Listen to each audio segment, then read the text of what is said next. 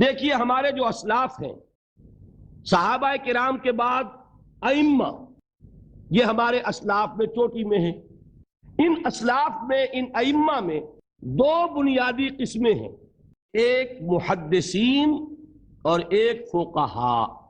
محدثین، ان کا کام کیا تھا؟ قرآن تو اللہ نے خود جمع کر دیا تھا، میں پہلے دن بیان کر چکا ہوں حضور کے سیرہ مبارک میں۔ حضور نے صحابہ کو اسی ترتیب سے قرآن پڑھا دیا اور سینکڑوں صحابہ نے یاد کر لیا۔ پھر جو کمی اگر رہ گئی تھی، کتابی شکل میں حضرت ابوبکر لے آئے۔ پھر اگر اس میں کوئی فرق پڑ رہا تھا پڑھنے کے انداز میں، تو ایک کتابت کے اوپر جمع کر دیا حضرت عثمان نے۔ بات ختم ہو گئی۔ خلافت راشدہ میں قرآن کا معاملہ تو محفوظیت کی آخری درجے کو پہنچ گیا۔ اب اصل مرحلہ کیا تھا؟ حضور کے اقوال مبارک کو جمع کرنا۔ صحابہ ہیں، منتشر ہو گئے ہیں، کوئی صحابی کوفے چلے گئے، کوئی صحابی دمشق چلے گئے، کوئی کہیں چلے گئے، کوئی کہیں چلے گئے۔ اب ان سب کے پاس، کسی کے پاس اتنی احادیث، کسی کے پاس اتنی احادیث، ان کو جمع کرنے کا کام، پھر چھان پھٹک کرنے کا کام، پھر مرتب کرنے کا کام، یہ کس نے کیا؟ محدثین کرام نے۔ بہت بڑے محسن ہیں اس امت کے محدثین کرام، پوری زندگیاں کھپائیں۔ ایسا بھی ہوا ہے، ایک محدث مدینے سے چلتے ہیں، انہیں معلوم ہوتا ہے کہ ایک صحابی دمشق میں ہے، ایک حدیث وہ بیان کرتے ہیں، ذرا باریک بات ہے، سمجھ لیجئے گا۔ ان کو وہ حدیث معلوم تھی، لیکن وہ حدیث 3 راویوں کے راستے سے آ رہی تھی۔ ان کے پاس جو حدیث تھی وہ 2 راویوں کے حوالے سے تھی۔ اب وہ جاتے ہیں اور وہ دمشق کا سفر کرتے ہیں صرف اس حدیث کو سننے کے لیے، سواری سے اترتے بھی نہیں۔ میں نے سنا ہے آپ حضور کی یہ حدیث بیان کرتے ہیں، جی ہاں، ذرا مجھے سنا دیجئے۔ سنا دیا، ویسے ہی اپنے اونٹ کی جو ہے گردن موڑ لی کے واپس، بھائی اترو، ٹھہرو، قیام کرو۔ نہیں، میں صرف ایک حدیث رسول تم سے سننے کے لیے آیا تھا، میں اپنے اس سفر میں کوئی اور مقصد جمع نہیں کرنا چاہتا۔ یہ کام کیا محدثین نے۔ لوگ سمجھتے ہیں جیسے کہ ڈرائنگ روم میں بیٹھے ہوئے آرام سے کتابیں پڑھتے ہیں، شاید ایسے ہی محدثین کا کام تھا۔ انہوں نے جس طرح زندگیاں لگائی ہیں اور جس طریقے سے حدیث کو جمع کرنے کے لیے مشقتیں جھیلی ہیں، اس کا آج ہم تصور نہیں کر سکتے۔ اچھا، وہ تو محدثین کرام ہیں، ان میں بھی اب ایک کا نام نوٹ کر لیجئے۔ چوٹی پہ کون ہے؟ امام بخاری، امام مسلم، امام ترمذی، امام احمد ابن حنبل، امام ابن ماجہ، امام ابو داؤد، سب ہیں۔ لیکن چوٹی پر رئیس المحدثین کون ہے؟ امام بخاری۔ اچھا، اب تیسرا طبقہ ہے ہمارے ہاں، دوسرا، وہ ہے فقہاء۔ قرآن بھی جمع ہو گیا، حدیث بھی آ گئی، اب اس سے احکام نکالنے بھی تو ہے نا، استدلال کرنا ہے، حدیثوں کو جوڑنا ہے، قرآن کے ساتھ ان کا ربط تلاش کرنا ہے، اور پھر کوئی حکم تلاش کرنا ہے، اجتہاد کرنا ہے۔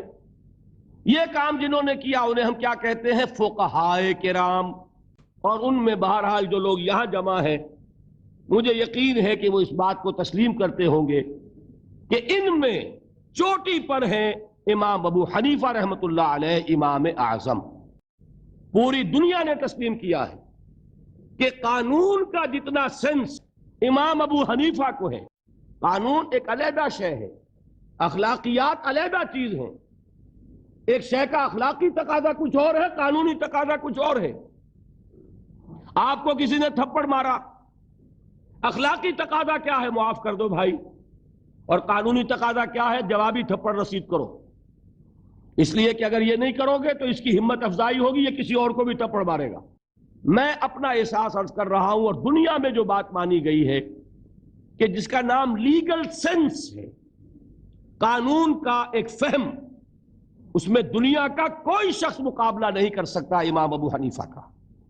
آپ صحابہ کو ان سے مستثنا کر دیجئے، ظاہر بات ہے انبیاء اور رسولوں کا معاملہ نہیں ہے، تو باقی انسانی نوع انسانی کے اندر امام ابو حنیفہ کا پلے کا کوئی شخص، ان کے برابر کا کوئی شخص قانون کا فہم رکھنے والا آج تک پیدا نہیں ہوا۔ تو سید الفقہاء کون ہوئے؟ امام ابو حنیفہ۔ اور رئیس المحدثین کون ہے؟ امام بخاری۔ یہ ساری جو میں نے اس وقت آپ کو تمہید بیان کی، وہ اس مسئلے کے لیے پریشان کن مسئلہ یہ ہے کہ امام ابو حنیفہ کی طرف یہ بات منسوب ہے کہ وہ یہ فرماتے ہیں الایمان قول، ایمان نام ہے صرف قول کا، عمل اس میں زیر بحث نہیں آتا، ولا یزید ولا ینقص، وہ ایمان نہ گھٹتا ہے نہ بڑھتا ہے۔ اب دوسرا سٹیٹمنٹ سنیے، وہ ہے امام بخاری کا، رئیس المحدثین کا، الایمان قول وعمل، ایمان نام ہے قول اور عمل کے مجموعے کا، قول اور عمل دونوں چیزیں ایمان میں شامل ہیں، وَيَزِيدُ وَيَنْقُصُ، وہ گھٹتا بھی ہے بڑھتا بھی ہے۔ ایک مسلمان کو پریشان ہو جانا چاہیے کہ نہیں؟ ایمان جیسی بنیادی بات، سارا قصر تو یہیں سے تعمیر ہونا ہے، جڑ بنیاد ایمان ہے۔ ایمان کے بارے میں کوئی 14ویں صدی کے 15ویں صدی ہجری کے کوئی علماء ہو، بڑے سے بڑے ہو، ان کا اختلاف ہو جائے تو تشویش نہیں ہوگی۔ یہ کن کے درمیان اختلاف ہو رہا ہے؟ رئیس المحدثین امام بخاری اور سید الفقہاء امام ابو حنیفہ، اور کتنا بنیادی اختلاف، بظاہر متضاد باتیں، بظاہر کہہ رہا ہوں میں، تو یہ تو معلوم ہوتا ہے کہ بہت زبردست اختلاف ہے جو حل نہیں ہو سکے گا۔ اللہ تعالیٰ کا شکر ادا کرتا ہوں، اس نے اس کا حل سمجھایا، اور کیسا سمجھایا؟ میں پورے انشراح صدر کے ساتھ کہہ رہا ہوں، اس میں کوئی تصنع نہیں، کوئی تکلف نہیں۔ میرے نزدیک دونوں باتیں 100% درست ہیں، یہ نہیں کہ 50% یہ درست 50% وہ درست، نہیں، یہ بھی 100% درست، یہ بھی 100% درست۔ فرق کیا ہے؟ محل مختلف ہے۔ امام ابو حنیفہ قانونی ایمان کی بات کر رہے ہیں، اور امام بخاری حقیقی ایمان کی بات کر رہے ہیں۔ قانونی ایمان کے اعتبار سے 100% درست ہے یہ بات کہ وہ صرف قول ہے، عمل نہیں، زیر بحث آئے گا۔ ایک شخص نماز نہیں پڑھتا کافر نہیں ہے، نماز کا منکر ہو جائے کافر، زکوٰۃ نہیں دیتا فاسق ہے، فاجر ہے، کافر نہیں ہے، زکوٰۃ کہہ دے کہ ہے ہی نہیں دین میں، کافر۔ تو معلوم ہوا کہ قانونی ایمان جس پر دار و مدار ہے کفر اور اسلام کا، اس کا کل دار و مدار صرف قول پر ہے، اقرار باللسان پر ہے۔ یہ بات آپ نے سنی ہوگی، امام ابو حنیفہ کا قول ہے 100% درست کہ گناہ کبیرہ سے بھی انسان کافر نہیں ہوتا۔ کبیرہ گناہ ہے، شراب پی ہے، کافر نہیں ہے، حد لگا دو۔ حضرت عمر نے اپنے بیٹے پر حد جاری کی، ایک مرتبہ مصر میں حد جاری ہو چکی تھی، لیکن حضرت عمر کو احساس ہوا کہ وہاں شاید رعایت کی گئی ہوگی خلیفہ کے بیٹے پر حد جاری کرنے میں، لہذا پھر بلایا اپنے پاس اور دوبارہ حد جاری۔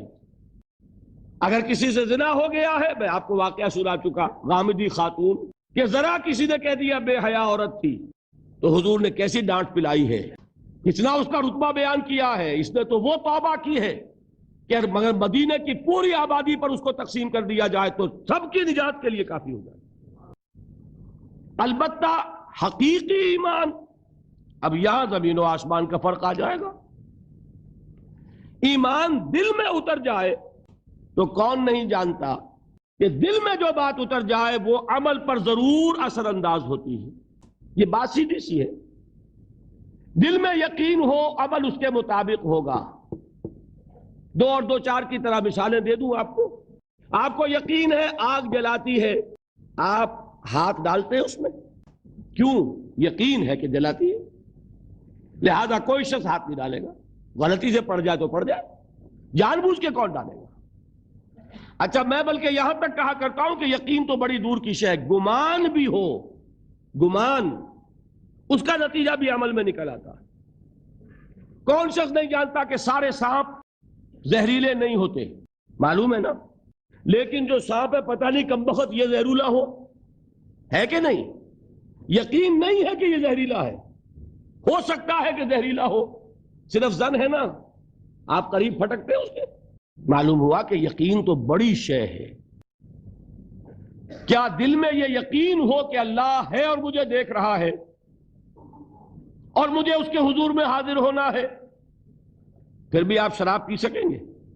بتائیے، اگر چوراہے پر کانسٹیبل کھڑا ہے آپ نے دیکھ لیا. ساتھ ہی آپ نے دیکھا ایک کونے میں موٹر سائیکل لے کر تیار سارجنٹ بھی کھڑا ہے. آپ کی گاڑی صحیح جگہ آ کے رک جائے گی نا, 1 انچ آگے نہیں بڑھے گی. اور اگر آپ نے دیکھا کہ چوراہا خالی ہے, کوئی دیکھنے والا ہے نہیں, تو اچھے بھی دائیں بائیں دیکھ کے نکل جاتے ہیں کہ نہیں؟